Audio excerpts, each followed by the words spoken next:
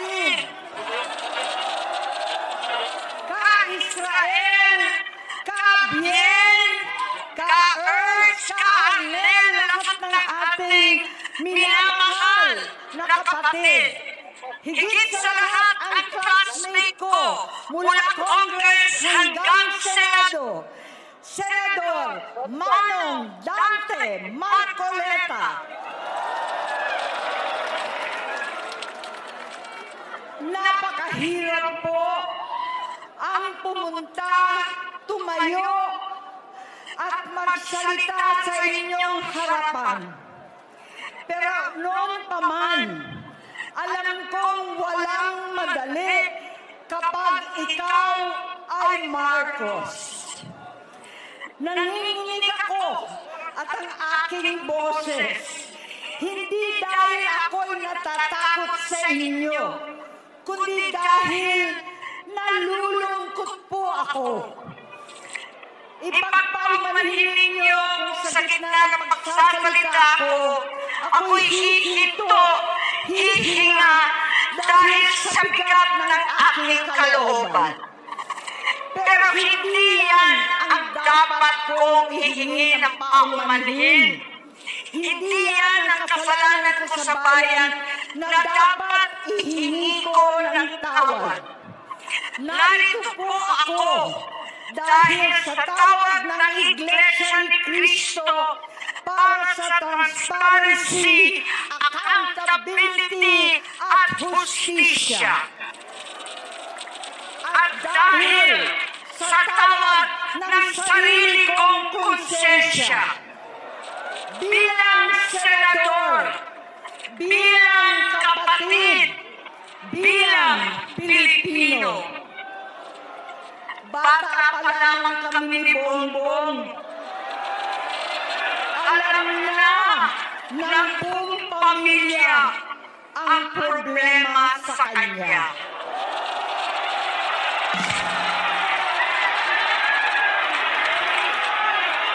Sa totoo lang, mababasa naman ng lahat ang mga testimonya ng aking ama patungkol sa kanyang ugali at gawain.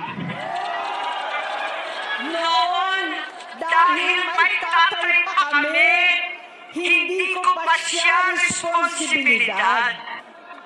Noong tumatanda, ay mas naging nakakabahala.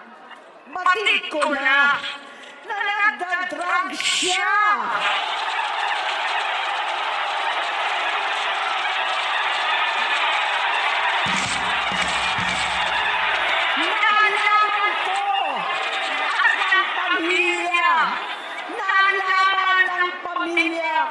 Seryoso ito. Minsan, kami ng Presidential Guard at Metro Gold pa ang naglilinis tuwing nagpa-party po sila. Namuhay kami magkakapatid sa ibang bansa. Kami-kami lang. Kinumbisi ko pa si Bongbong, pakasalan mo na si Lisa. Naisip ko noon, kapag nag-asawa siya, malalagay na sa tahimik at magkakaroon ng direksyon. Ang laki ng pagkakamali ko. Mas lumala ang kanyang pagkalulong sa droga.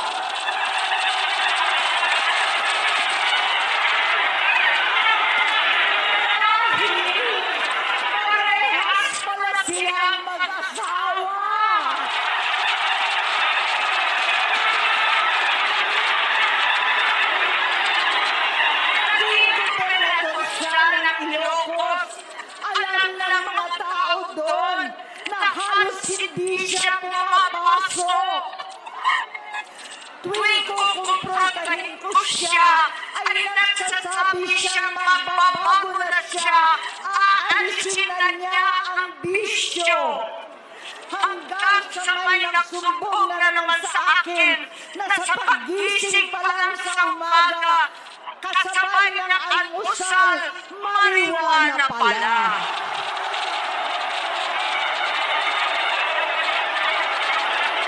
Maghapon sila, lahat sila nagiinuman at gumagamit ng cocaine. Kasama ng asawa at barkada. Tulad ng ama ko, kinastigo ko ang mga barkada niya. Ang nasirang si Bong Dasa, si Edwin Cruz, Inigo, Tony Boy, San Anton, alam po ninyo yan. Paano nagre-resign na sa takot ang mga pulis nila at staff dahil sa lumalalang bisyo. Inayos ko sila dahil gusto niyang ituwid ang buhay niya. Gusto niyang mag-vice-presidente. Hindi siya pinalad at lalong nagkaroon ng oras para sa bisyo. Simula noon, naging malabo sa amin ang lahat. Kaysa mag-away, bigla na lamang lumayo ang loob namin sa isa't isa. Noong 2016, kasabay ng kampanya ni dating Pangulong Duterte laban sa droga, lumabas ang pangalan ni Bongbong sa listahan. Nakasama siya sa listahan ng mga celebrities, mga artista, Maricel Soriano at iba pa. Masinsinan kong kinausap si Pangulong Rodi. Halos manikluhod ako. Sinabi ko ayon sa kapulisan, dapat unahin, usigin ang mga pusher. At saka na lamang sagipin ang mga user. Naligtas si Bongbong. Labis ang takot ko at pag-aalala. Kinausap ko siya at nagsabi siyang talagang siya ay nagbabago na. Muli at lagi, hindi ako nawalan ng pag-asa. Ako'y naniwala ulit. Mula noon na natatanggap ko na lang na balita tungkol sa kapatid ko ay regular na pagpapadoktor. Kaya kumalma naman ako. Inisip ko, totoo, dahil na-opera na ang tuhod niya sa gout. Siguro, totoo na ito. Hanggang ito, na lamang nalaman ko na tuloy ang paggamit niya sa mga party, nagkarapalan na naghahakain ng droga. Pinagmamalaki pa ng mag-asawang kayang-kaya nila ang microdosing ng cocaine. Hati-hatiin daw para 4 na beses sa isang araw. Hindi mabibisto. Ang magpapadoktor, pinalabas nila ang pag-stem cell. Nagpapalit daw ng dugo, nagpapa-blood transfusion. Kayang-kaya raw, hindi ko maintindihan ang pinagsasabi. Noong 2021, kahit papano, nagkikita kami at nagkakausap. Sumumpa siya sa aking talagang hinintunan niya. Naniwala ako kasi sabi niya gusto niyang tumakbo. Ang sabi ko, tutulong ako sa abot ng aking makakaya. Ipinakilala ko si Bongbong kay Inday. Naging magkatandem sila.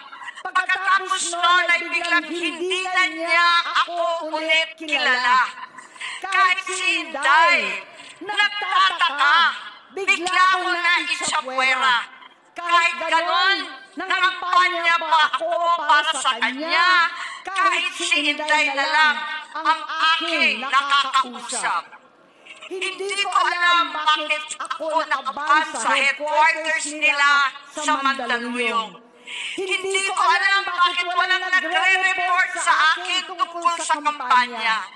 Sa totoo lang, masakit mang aminin, nung dinidisqualify na siya, halos papaboran ko na sana dahil may nagsumbong sa akin mula sa kanyang campaign team na gumagamit na naman siya. Sinabihan ko, siya at mga taong nasa paligid niya, nagkaisa silang tuluyan akong alisin sa kampanya na ako naman ang bumuo. Sinabi nilang gusto ko na siya ay ma-disqualify para ako ang pumalit. Hindi totoo yun! Iniisip ko ang kalagayan ng aking kapatid at paano siya magsisilbi kung ganyan ang kalagayan niya. Pero pinaparating sa akin na hindi siya lulong at minsan na lamang tuwing nagpaparty. Hindi ko maipaliwanag bakit gusto kong maniwala at hindi mawalan ng pag-asa. Noong nanalo siya, naging pinakamalayo na kami sa isa't isa. Maliban sa opisyal na takbuhan at kapag pumupunta yung nanay namin, hindi ako sumama sa loob ng 3 taon dyan sa Malacanang.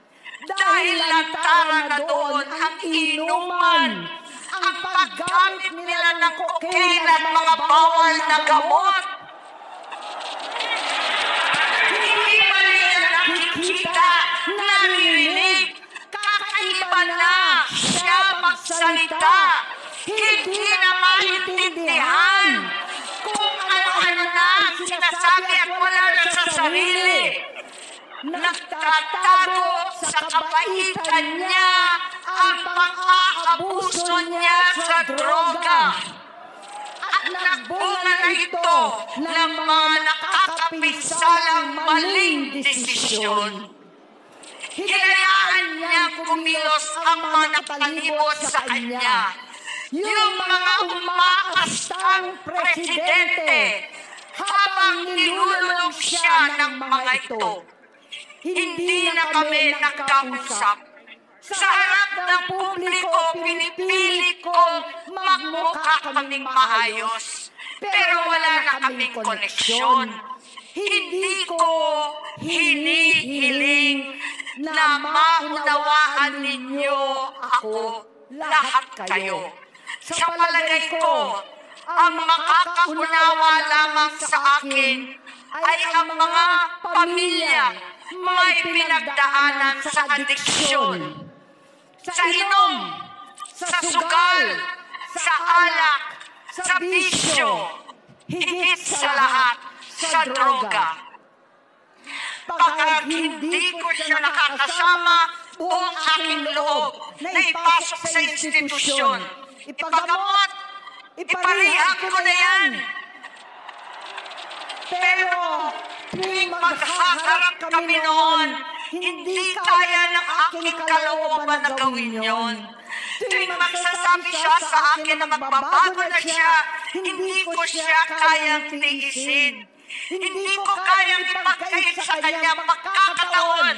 At pagbabakasakali, umaasa ako at laging nananalangin na sana. Oo nga, nagbago na siya.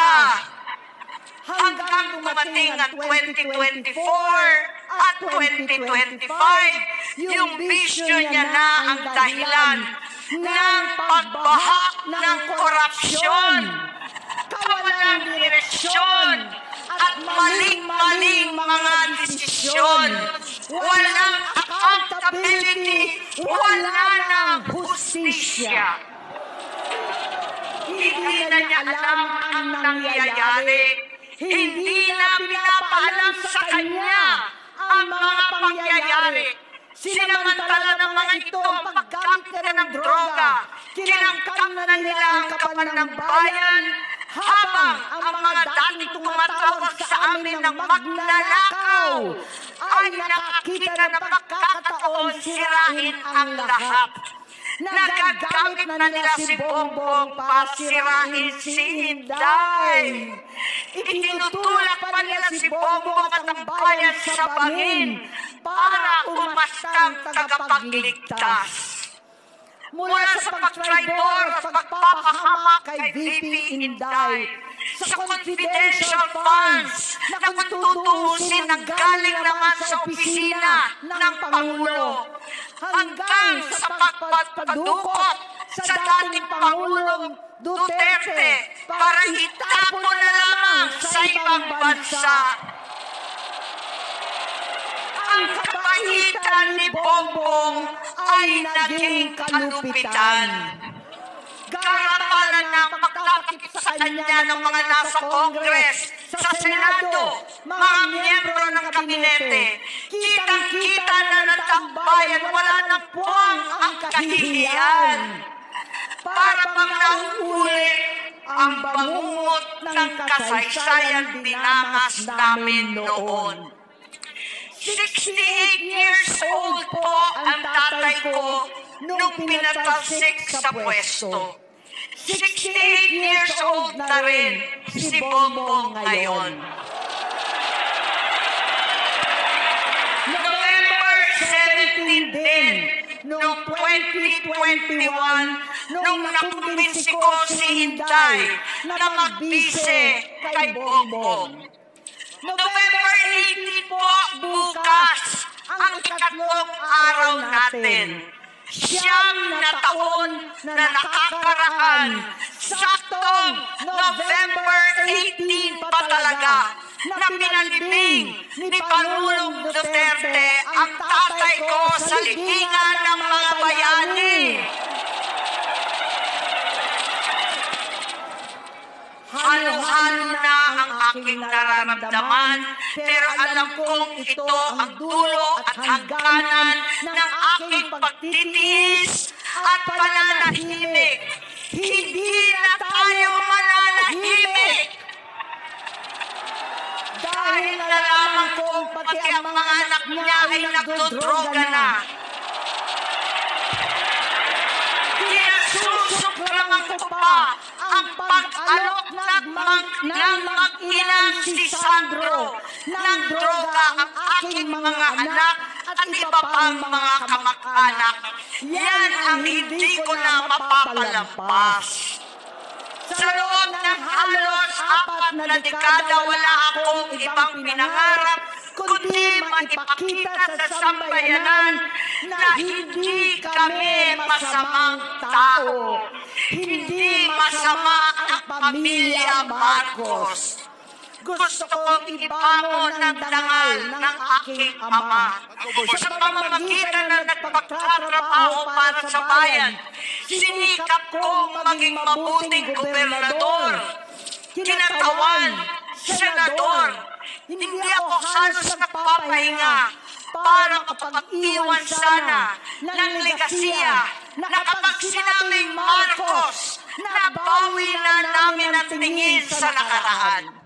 Ngunit sa kagustuhan kong maging responsableng anak, matupad ang pangako ko sa aking ama, nabigo akong maging mabuting kapatid. Naging mahina ako kay Bongbong. Sa kapulisan at sundalo, sa lahat ng mga leader at tagapagpatupad ng batas, siya ang Pangulo natin ngayon. Sinabi ko kung anong kalagayan niya ngayon. Tulungan niyo akong mapabuti ang kanyang kalagayan. Tulungan niyo akong matulungan siya. Hindi niya ako kalaban.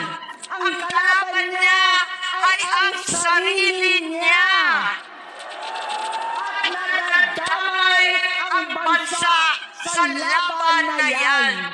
Bilang senador at lingkod bayan, batid ko ang mga problema at gaya ng bayan, alam ko rin ano ang solusyon.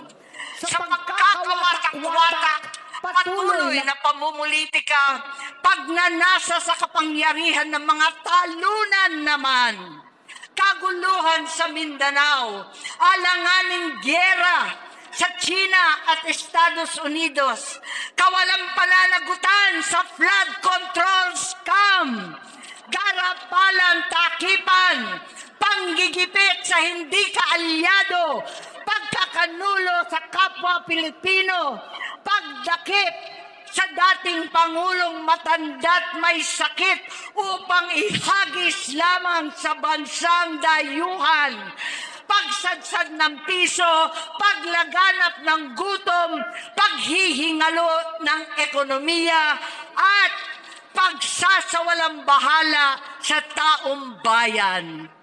Ang delubyo at kalamidad na nagdudulot ng parusa, ang korupsyon na nauwi sa kawalan ng tiwala at hustisya sa Pilipinas, sa kanyang pamahalaan, lahat ng yan ay masusolusyonan kung ikaw, aking kapatid, magsaayos ng iyong sariling kalusugan.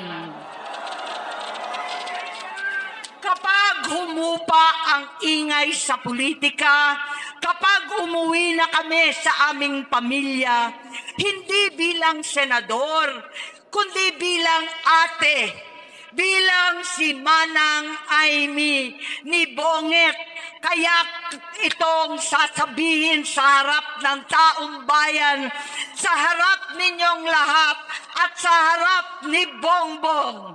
Bonget, magtatatlong taon na tayong hindi nagkakausap. 3 taon ko nang sinusubukan muli na ako'y pakinggan. Siguro ngayon ay makakarating ng buo ang gusto kong sabihin. Walang mababawasan, hindi madadagdagan. Bongbong, nag-aalala sa'yo si Manang. Tuwing nakikita kita sa TV, gusto kitang puntahan. Napakalaki ng pinagbago mo. Itsura, pagsasalita, takbo ng pag-isip. Minsan, napapatanong ako sa sarili ko, ikaw pa ba yan? Si Bongbong ba talaga yung nakikita ko? Pero ako, ading ko, ako pa rin ito. Ako pa rin ang ate mo na tumayong ama't ina sa inyo sa ibang bansa. Ang kasama no sa sumubok na sanggain lahat ng sakit para sa iyo. Ang kapatid mo na hindi mo kailangan hingan ng tawad dahil agad ka nang iniintindi at tatanggapin dahil mahal kita. Nasa Bagong Tipan, kay Lucas, Kapitulo 17, versikulo 3 hanggang 4. Kung magkasala ang iyong kapatid, sawayin mo siya. At kung siya'y magsisi, patawarin mo siya.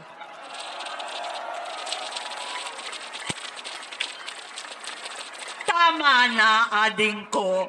Tapusin mo na ang paghihirap mo at ng bayan. Gaya noong umalis tayo sa palasyo, kaya ko pa rin hawakan ang iyong kamay, huwag kang matakot. Malaki na ang dulot sa iyo ng droga.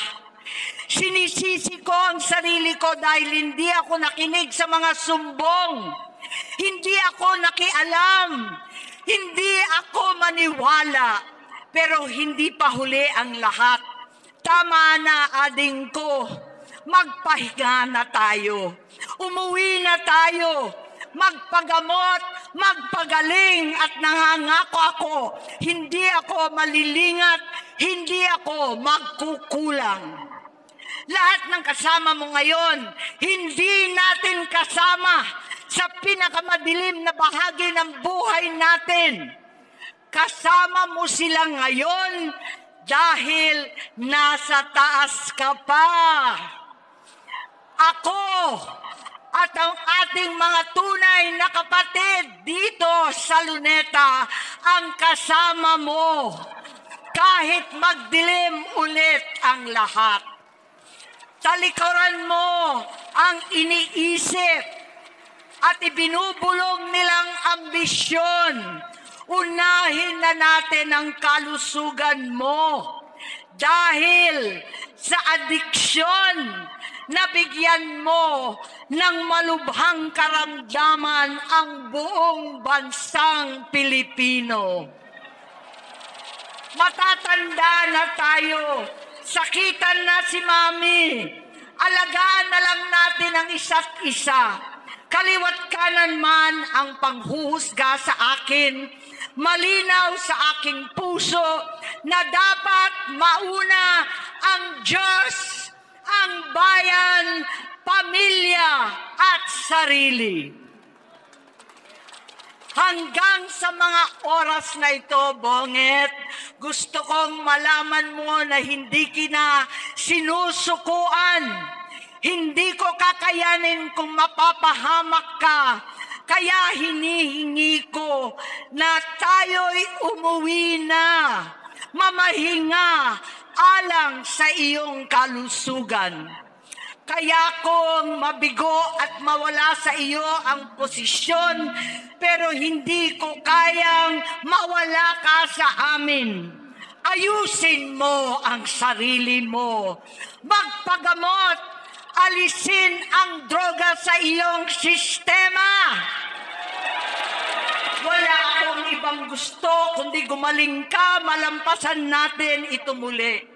Dahil wala akong ibang hinahangad bilang ate, kundi maging masaya ka, maging ligtas sa panganib, malusog, matagumpay sa buhay. Itama ang mali, labanan ang adiksyon, at ako hindi kailanman aalis sa iyong tabi. Susuporta at hindi titigil manalangin kasama ninyo dito sa Luneta at sa buong mundo. Dahil iyon naman ang tungkulin at ibig sabihin ng salitang kapatid, kapatid, mabuhay kayong magkakapatid. Maraming salamat po, Senator Amy Marcos.